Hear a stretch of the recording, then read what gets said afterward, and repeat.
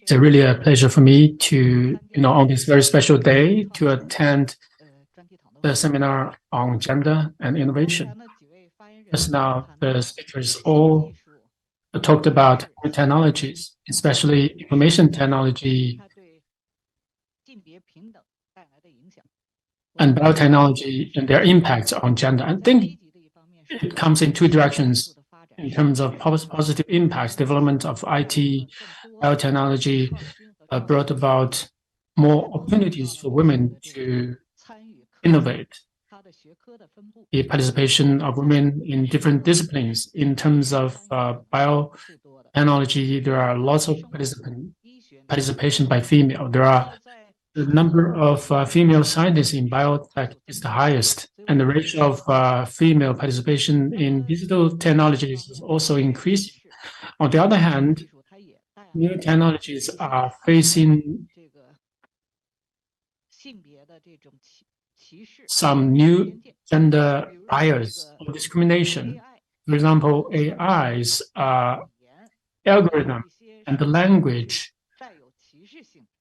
Some of the language is biased. For example, doctor, they usually refer to a doctor as a male, and when they translate the nurse, they would refer to as a female. When it talks about the business owner, it's usually a man. And when it comes to a secretary, it's more often a woman. And in games, in some contents, there are also some discriminations against the women. And this comes in mainly because of two reasons. One is about technology itself, including the algorithms. On the other hand, is the social bias and the stereotypes of the society. So if we are to address this problem, we need to attack the issue from two aspects.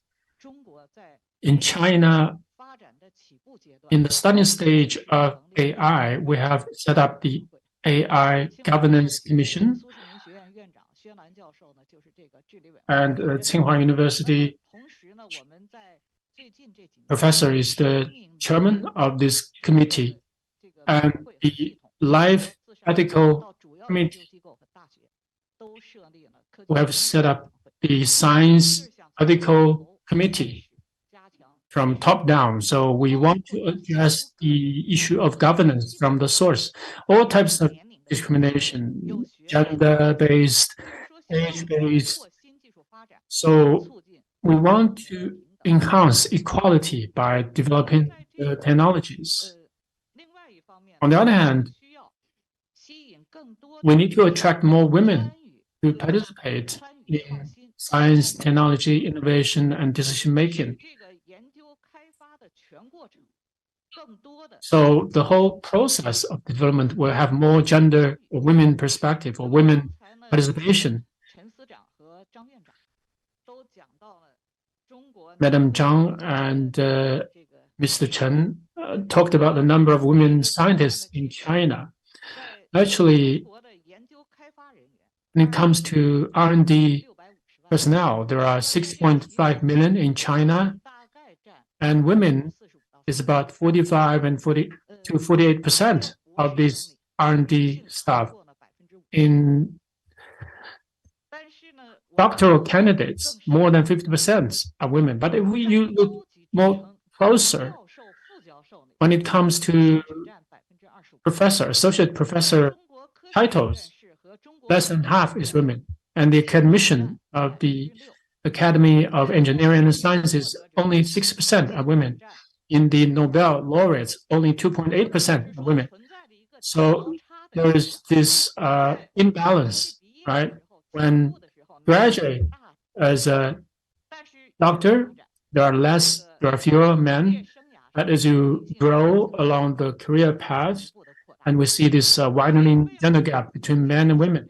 So to address this problem, to create more opportunities for women to participate in science and technology, to create a better ecosystem, to create more opportunities for women. So we also encourage government to do a lot of work. because based on our survey, there are three main reasons for this imbalance. One is the social bias, and secondly is the dual responsibilities at work and at home, low pressure at work and at home, and thirdly, women physically lower the expectations for their career development. So from these three aspects, we need to create a better environment. First, in 2017, when we revised the Science and Technology Advancement Law, it was written that we should guarantee the right of women to participate in R&D on an equal footing.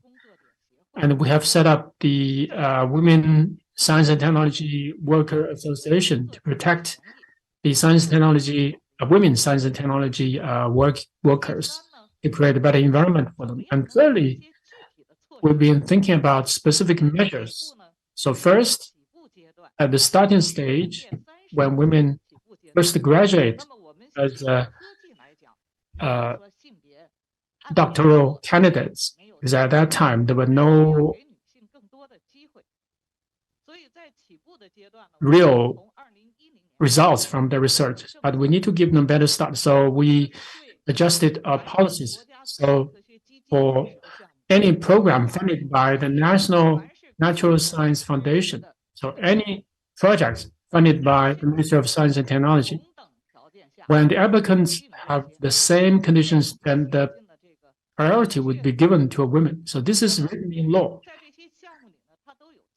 So in these programs, there are always a youth program, usually for people younger than 35. But considering the childbirth of women, so we extended the age limit for women. UN and Ministry of Science and Technology will set up the Ollie Science Award. Originally, the age limit is 40 years of age. And now we extended the age limit to 45 years of age. So in the starting stage, we gave women more opportunities. As women progressed along the career path, they need more opportunities to showcase their research achievements and participate in decision making. So in all the societies of the China Science Association, there should be a woman on the board.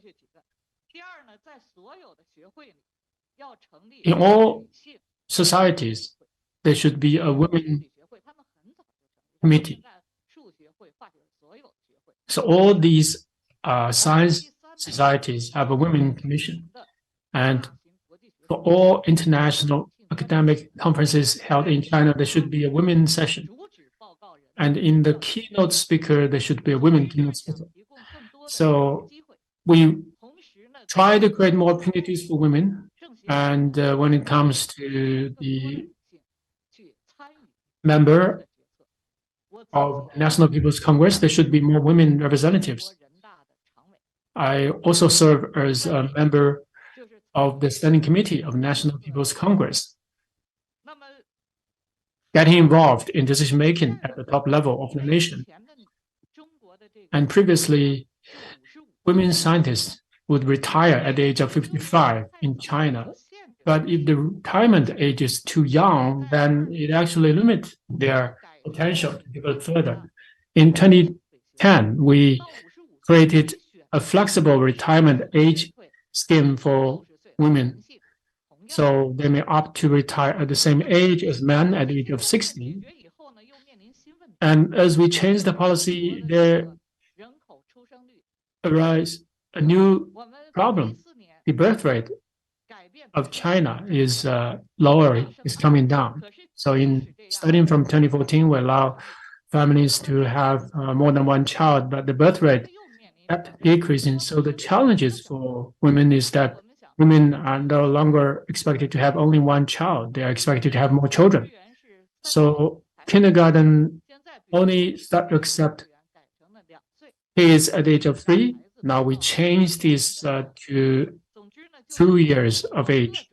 So kindergartens can accept children at the age of 2. So we try to create more better conditions for women, to encourage women to develop better. And we encourage women to be responsible scientists